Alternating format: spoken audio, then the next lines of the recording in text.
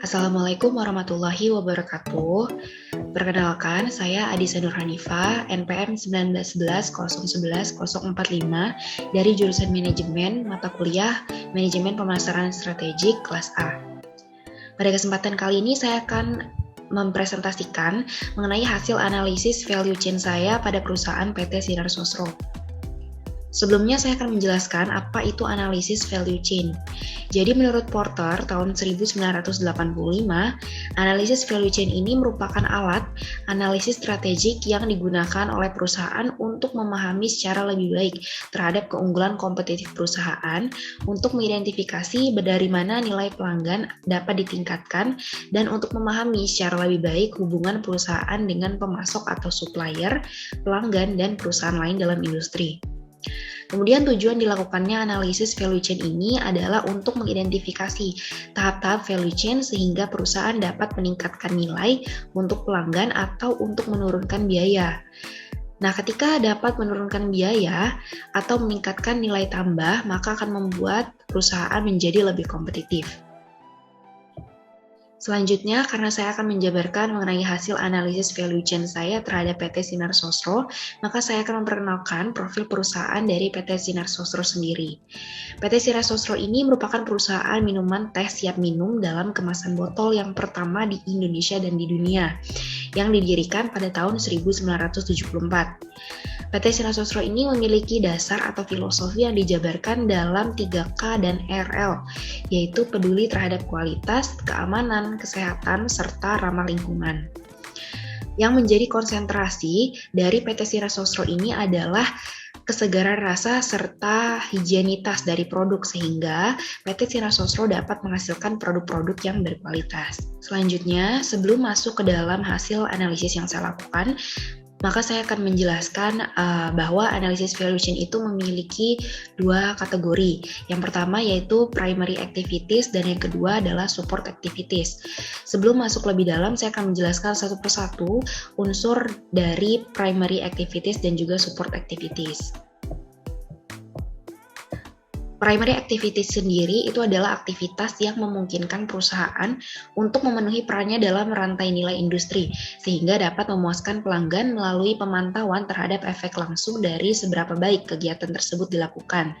Jadi tidak hanya masing-masing kegiatan harus dilaksanakan dengan baik, tapi juga harus terhubung secara efektif jika kinerja bisnis secara keseluruhan ingin dioptimalkan. Nah, kegiatan-kegiatan dari primary activity sendiri itu ada 5. Yang pertama adalah inbound logistik.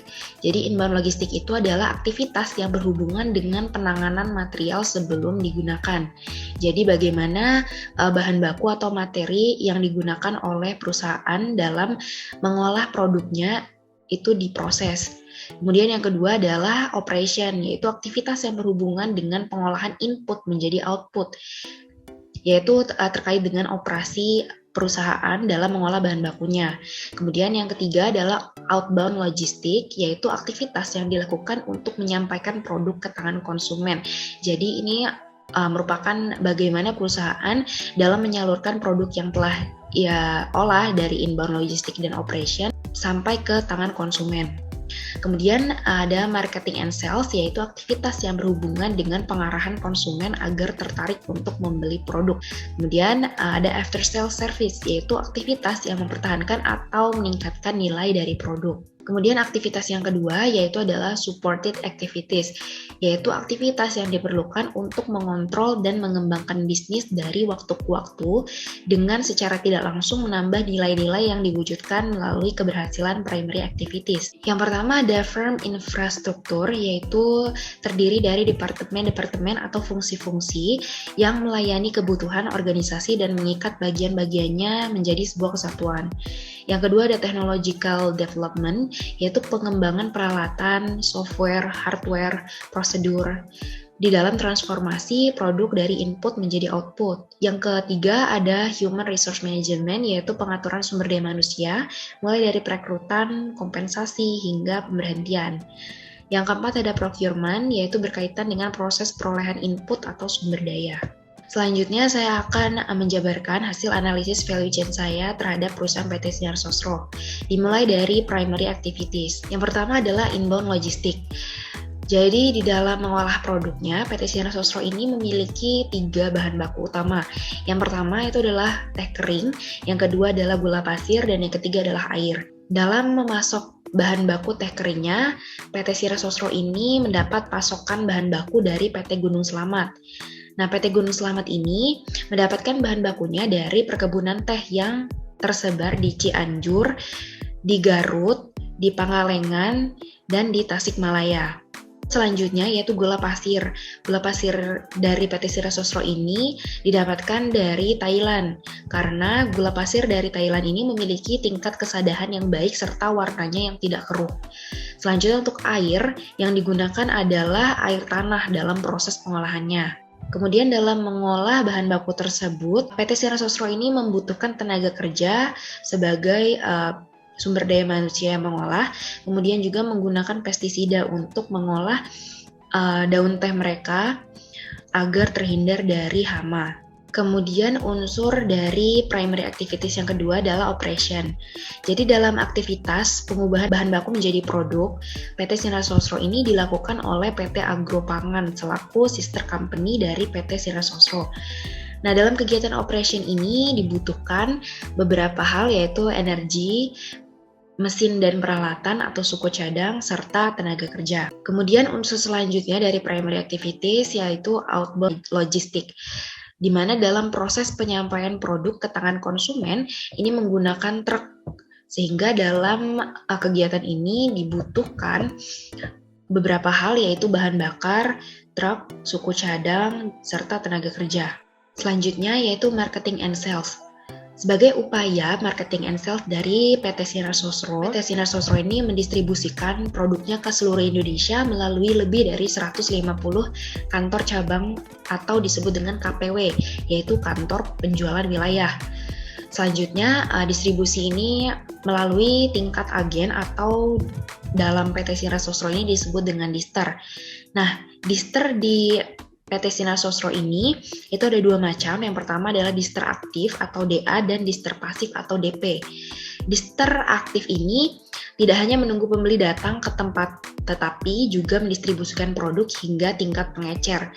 Sedangkan untuk DP atau dister pasif itu hanya menunggu pembeli datang ke tempatnya. Kemudian selanjutnya adalah tingkat sub wholesaler atau subagen, dan selanjutnya adalah retailer atau pengecer. Nah, PT Sinar Sosro ini juga sudah merambah pasar internasional dengan upaya mengekspor produk-produk mereka dalam kemasan kotak dan kaleng ke beberapa negara, ya seperti Malaysia, Singapura, Brunei, dan sebagian Timur Tengah, Afrika, Australia, dan juga Amerika, mengingat banyaknya masyarakat Indonesia yang tinggal di sana. Unsur selanjutnya yaitu after sales service. Jadi PT Sinar Sosro ini menerapkan sistem dister yang telah diterapkan sejak lama. Nah, sistem dister ini merupakan penunjang kegiatan operasional di masing-masing dister. Tujuannya adalah untuk mengonsolidasikan seluruh transaksi dari semua dister sehingga PT Sinar Sosro akan dengan cepat mendapatkan data dan akurat agar keputusan dalam menganalisa suatu masalah cepat ditentukan. Selanjutnya adalah analisis value chain pada secondary activities. Yang pertama adalah firm infrastruktur. Jadi dalam aktivitas meningkatkan firm infrastrukturnya, PT Sinar Sosro ini berusaha terus meningkatkan infrastruktur perusahaan guna meningkatkan produksi dan memperluas wilayah pemasarannya sesuai dengan visi Sosro, di mana PT Sinar Sosro ini berusaha menjadi perusahaan minuman yang dapat melepaskan rasa dahaga konsumen kapan saja dan di mana saja. Ini telah terbukti dengan PT Sosro yang telah membuka lebih dari 150 kantor cabang di seluruh Indonesia, bahkan sampai ke luar negeri. Kemudian yang kedua adalah Human Resource Management. Nah, dalam upaya PT Sinar Sosro untuk meningkatkan manajemen sumber dayanya, yaitu dengan melalui peningkatan profesionalisme pegawai. Yang dilakukan oleh PT Sinar Sosro ini akan berdampak positif terhadap peningkatan kualitas pelayanan terhadap pelanggan. Tolak ukur yang tepat untuk digunakan dalam mengukur profesionalisme pegawai adalah dengan melihat tingkat kepuasan pegawai yang dilihat dari rata-rata tingkat pencapaian sasaran kerja individu. Semakin tinggi rata-rata pencapaian kerja individu menandakan makin tingginya kualitas profesionalisme sumber daya perusahaan sehingga perusahaan bisa berjalan lebih efektif dan efisien. Selanjutnya itu technological development. PT Sinar Sosro ini selalu berinovasi dalam hal packaging atau desain botol. Jadi pada awalnya botol untuk kemasan ini menggunakan botol limun, tetapi sering berjalannya waktu, botol dari PT Sinar Sosro ini sudah menciptakan desain sendiri yang bertahan sampai saat ini dengan berbahan dasar beling. Sekarang botol kemasan beling diganti dengan bahan dasar plastik dan berbahan dasar sejenis kertas yang ramah lingkungan. Lalu ada procurement. Jadi PT Sinar Sosro ini dalam pembelian bahan baku utama itu memilih Jawa Barat sebagai pemasok bahan baku tehnya. Karena dapat kita lihat bahwa kebun-kebun yang dijadikan pemasok letaknya berdekatan. Tujuannya agar mempermudah dalam hal transportasi. Dengan kemudahan dalam transportasi, maka akan menghemat pengeluaran dalam pembelian bahan bakar. Berikut adalah bentuk dari analisis Porter's Value Chain PT Sinar Sosro dalam bentuk bagan. Kemudian ini adalah beberapa pabrik dari PT Sinar Sosro yang telah menyebar di seluruh Indonesia. Baik, sekian presentasi dari saya. Mohon maaf apabila ada kesalahan dan kekurangan. Wassalamualaikum warahmatullahi wabarakatuh.